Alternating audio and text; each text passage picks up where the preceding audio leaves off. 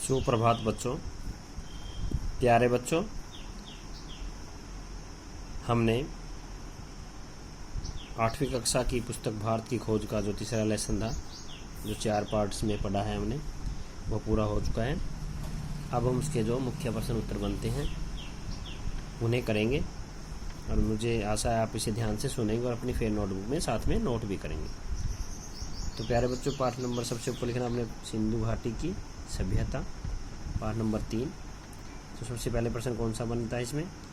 भारत के अतीत की सबसे पहली तस्वीर किस सभ्यता में मिलती है? भारत के अतीत की सबसे पहली तस्वीर किस सभ्यता में मिलती है? सिंधु घाटी की। किस सभ्यता मिलती है? सिंधु घाटी की सभ्यता। तो प्रश्न नंबर 2 कौन सा बच्चों? सिंधु नदी के किसके लिए प्रसिद्ध है? सिंधु नदी किसके लिए प्रसिद्ध है? भयंकर बाढ़ों के लिए। वहाँ पे बहुत भयंकर बाढ़ आती है सिंधु घाटी में, भयंकर बाढ़ों के लिए। प्रश्न नंबर 3, भारतीय संस्कृति का सबसे पुराना इतिहास क्या है? सबसे पुराना इतिहास क्या है बच्चों? वेद। वेद हमारा सबसे पुरानी पुस्तक है। मानव जाति की पहली पुस्तक अथवा पहला वेद कौन सा है? ऋग्वेद। क्या नाम है उस वेद का? ऋग्वेद, जो सबसे पहली पुस्तक है हमारी मानव जाति की। प्यारे बच्चों, अगला प्रश्न क्या है? प्राचीन भारत के 2 महाकाव्य कौन से हैं? जो महाकाव्य हैं हमारे कौन कौन से हैं? रामायण और महाभारत। आप सब जानते हो रामायण और महाभारत के बारे में, तो बहुत कुछ जानते हो इसके बारे में आप, और 6वीं और 7वीं कक्षा में आप इसे पढ़ भी चुके हो, आपके सिलेबस में भी है। आगे अगला प्रश्न क्या है बच्चों? भगवत गीता किस ग्रंथ का अंश है? किस ग्रंथ का अंश है? महाभारत का। क्योंकि महाभारत का युद्ध हुआ था जब अर्जुन को श्री कृष्ण जी ने गीता का उपदेश दिया था, वहीं से ये ग्रंथ निकला है। महाभारत में से मद भगवत गीता ग्रंथ की उत्पत्ति हुई थी। भारत की अगला प्रश्न क्या है बच्चों? भारत की प्राचीनतम लिपि कौन सी है? कौन सी लिपि है बच्चों? प्राचीनतम ब्राह्मी लिपि। कौन सी? ब्राह्मी लिपि। जैन धर्म में बौद्ध धर्म के संस्थापक कौन थे? जैन धर्म में बौद्ध धर्म के संस्थापक कौन थे बच्चों? जैन धर्म के कौन थे? महावीर जैन। और बौद्ध धर्म के महात्मा बुद्ध थे। जैन धर्म के महावीर जैन और बौद्ध धर्म के महात्मा बुद्ध थे। अगला प्रश्न क्या है बच्चों? शिक्षा के क्षेत्र में भारत की स्थिति कैसी थी? मतलब हमारे देश की जो शिक्षा पद्धति थी वो कैसी थी प्राचीन समय में? भारत में लिखने की प्रथा बहुत प्राचीन है। हमारे देश में जो लिखने की प्रथा है वो बहुत प्राचीन है, बहुत पहले से हमारे देश में लिखा जा रहा है।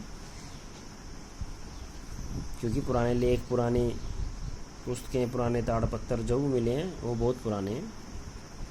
पाषाण युग में ब्राह्मी लिपि के अक्षर मिले।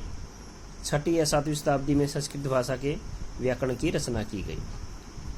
दोबारा पढ़ते हैं इसको, देखो। भारत में लिखने की प्रथा बहुत प्राचीन है। पाषाण युग में ब्राह्मी लिपि के अक्षर मिले। 6वीं या 7वीं शताब्दी में संस्कृत भाषा में व्याकरण की रचना की गई थी। पाणिनि ने की थी व्याकरण की रचना,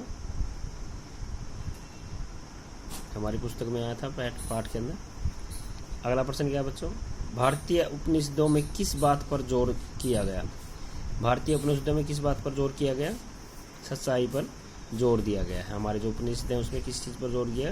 कि सत्य की जीत होती है, सत्य पर जोर दिया गया है। हिंदुओं द्वारा वेदों को प्रकाशित धर्म ग्रंथ मानने के पीछे क्या कारण है? तर्क सहित उत्तर दो। हिंदुओं द्वारा वेदों को प्रकाशित धर्म ग्रंथ मानने के पीछे क्या कारण है? तर्क सहित उत्तर दो। वेदों को प्रकाशित ग्रंथ मानने के पीछे कारण यह है कि पहला वेद ऋग्वेद माना जाता है। इसमें मानव के कारनामों का रिकॉर्ड मिलता है। वेदों को प्रकाशित ग्रंथ मानने के पीछे का कारण यह है कि पहला वेद ऋग्वेद माना जाता है। इसमें मानव के कारनामों का रिकॉर्ड मिलता है। मतलब उस टाइम आदमी क्या करता था, कैसे रहता था, क्या खाता था, क्या पीता था, क्या क्या करता था, वो सब उसके अंदर है। इसलिए इसे मानव जाति की पहली पुस्तक माना गया है। भारत में जाति व्यवस्था क्यों बनाई गई थी? जाति व्यवस्था का समाज पर क्या प्रभाव पड़ा? क्या प्रभाव पड़ा समाज पर?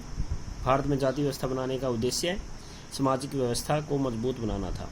मतलब उस टाइम क्या था भाई, सामाजिक व्यवस्था मजबूत रहे, कि सबका अपना अपना काम बढ़ जाए, कोई मतलब ये ना सोचे कि ये काम मेरे को करना है, वो सबके काम बांट दिए गए थे, इसलिए जाति व्यवस्था बनाई गई थी ताकि समाज सही ढंग से चले।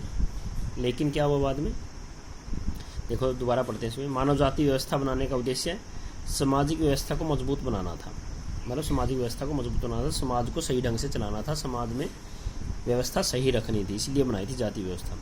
जाति व्यवस्था का समाज पर यह प्रभाव पड़ा कि यही समाज के लिए कारावास बन गई। मतलब अब ये हमारे लिए समाज में रुकावट है, जाति व्यवस्था हमारे समाज में अब क्या है, रुकावट है। लेकिन पहले किस लिए बनाई थी, सामाजिक व्यवस्था को सही ढंग से चलाने के लिए बनाई गई थी।